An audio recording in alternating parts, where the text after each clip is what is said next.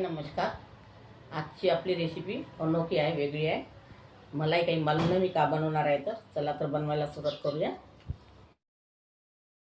इथे 2 आलू घेतलेले आहे मी वाफवून. ह्या आलूमध्ये स्वादानुसार मीठ टाकणार आहे.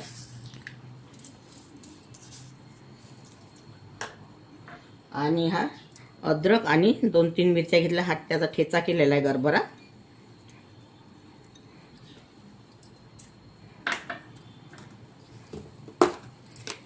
आणि ही जिरा पावडर. उपवासाचा आहे रेसिपी, ही वाली उपवासाची आहे. तुम्हाला आज मी बनवून दाखवणार आहे नवीन. आणि हा शेंगदाण्याचा पुडा आहे.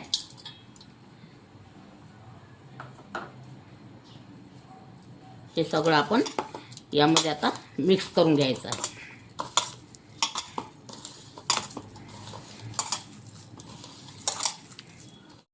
आता हे आपलं मिश्रण मिक्स केलेलं आहे. आता हे बाजूला ठेवायचं आहे. आता इथे मी हे वरईचा पावडर घेतलेला आहे, बारीक करून घेतलेला आहे. त्याचा आटा केलेला आहे तयार. हे बघा, मिक्सरलाच लावून घेतलेला आहे. त्यामध्ये स्वादानुसार मीठ टाकायचं आणि थोडं जिरं आणि जिरा पावडर.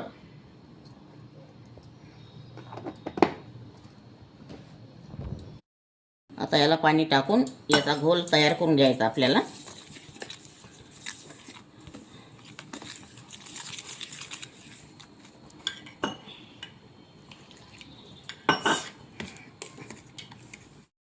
आता आपला हा वरईच्या तांदळाचा घोल तयार झालेला आहे.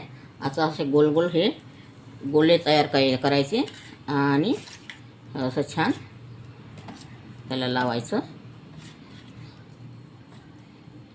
आणि तेल गरम झालेलं आपलं, असे तेलामध्ये सोडत जायचं.